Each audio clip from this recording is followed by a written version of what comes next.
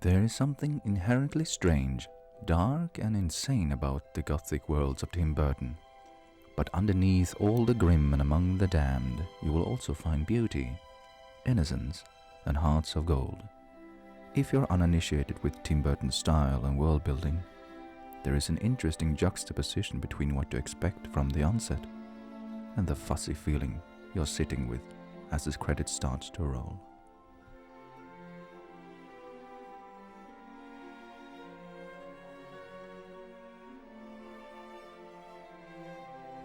Burton started off as an animator for The Fox and the Hound, but it was his short film Vincent that would ultimately be the foundation for all his future films.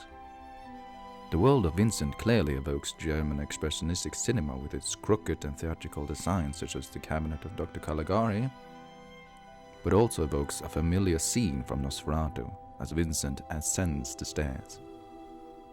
But more noteworthy is Burton's poetic love for the strange and insane, to the point it has become a staple for his style and auteur. Burton's worlds are primarily set in Victorian and Gothic England. While they often evoke a horror-like nightmare, they also have a romantic aura about them, almost like stepping into a dream where you could escape from the real world. This is certainly true for many of Burton's characters, as they enter a vibrant world of life and colors, in stark contrast to their own, willingly or unwillingly. Perhaps it was fate, then, that Burton would ultimately direct both Charlie and the Chocolate Factory and Alice in Wonderland, where both of the titular characters steps into a new world full of wonder and, well, chocolate of course. In Nightmare Before Christmas, Jack Skellington, the Pumpkin King of Halloween Town, laments how his life has become a routine, despite his fame and praise year after year. Halloween Town is exactly what it sounds like, but its dark and grey designs enforce Jack's inner turmoil and his urgent need for change. But what's this?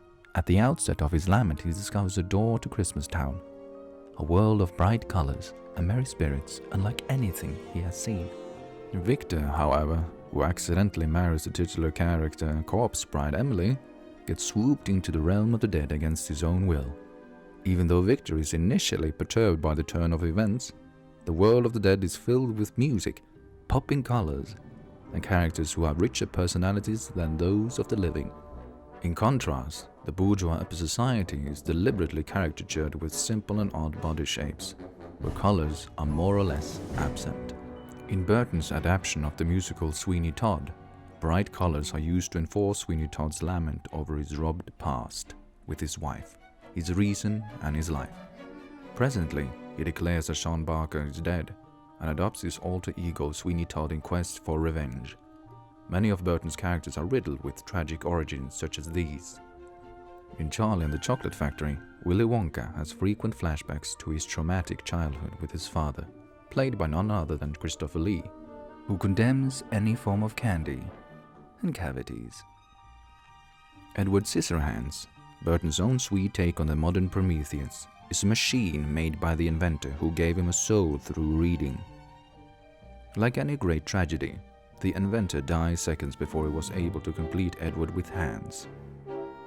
And so he is tragically doomed to walk with two perfectly good legs, but with hands of scissors, never able to hold the ones he loves, always misunderstood despite his good intentions. Misunderstood is a recurring keyword throughout Burton's films. The audience knows that Jack misunderstands the essence of Christmas, but underneath his tragic fault, he has a heart of gold who holds the best of intentions to set things right. Victor's proposal to Emily is perhaps the best example of wrong time and wrong place, as he ironically manages to recite his wedding vows, but is now bound to a corpse despite his good intentions. These tragic ironies, however, aren't always with good intentions. As the curtains are drawing near the end of Sweeney Todd, the titular character slit the throat of a lady gone mad. Unknowingly, he has slain his reason and his life. Todd dies, of course, by his own karma, his own blade. Death finds its way into Burton's films one way or the other. Whether it be the numerous piles of bodies Todd provides Mr. Lovett for the worst pies in London, or the innocent animated Frankenweenie, where a young Victor Frankenstein tries to resurrect his late little Sparky. In fact, a total of 3 dead dogs occur throughout Burton's filmography: Zero, Scraps, and Sparky, respectively. The dead are often portrayed as more alive. In contrast, many of Burton's characters carry a sense of death through exaggerated use of makeup and big eyes.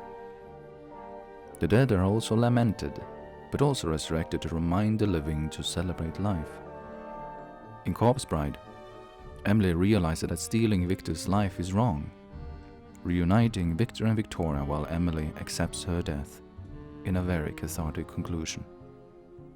This is perhaps a sad resolution, but most of Burton's endings are juxtaposed between happy and sad, but still satisfying, in a strange way. Charlie ultimately chooses his family over Wonka's succession. Jack's relationship with Halloween Town is rejuvenated despite ruining Christmas, more or less. Sweeney Todd meets his own demise, while his daughter gets a happy ending. And Edward never gets the girl, but finds solace in solitude. And solitude is our next keyword. Most of Burton's characters are heroic loners, whether they struggle existentially, socially, physically, blinded by revenge, or simply because it's part of the job. Burton's heroes are characters of solitude whether they want it or not. However, the hero often overlooks, or indeed simply ignores, those who wish them only the best. Ironically, the heroic counterparts struggle romantically as the main hero, or anti-hero's attention is elsewhere. Sally is the only one who sees Jack's sadness, and who tries to reach out to him in his obsession for Christmas. Mr. Lovett sees Todd more than just as partners in crime, but sadly receives rejection in the most painful, heart-burning way. There is clearly a deep fascination and romantic about the dark and the damned. Burton's films are made by the outsiders, for the outsiders. These films do not favor shining knights in white armor, but instead direct the spotlight to the strange and broken in Winter Wonderland. While Depp's characters are dark and strange, they are also innocent and melancholic, like the mind of a child, either literally or simply childish. Depp is like a mirror to Burton. If Johnny Depp is the monster, then Tim Burton is certainly Frankenstein himself.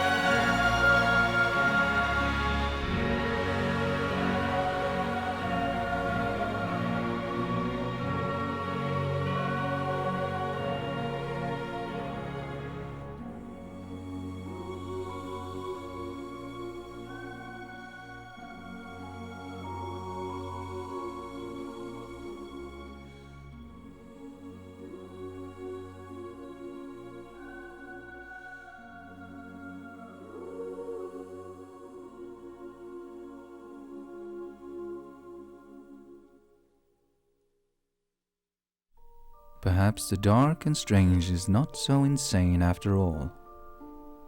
And underneath all the grim and among the damned, we did find beauty, innocence, and hearts of gold.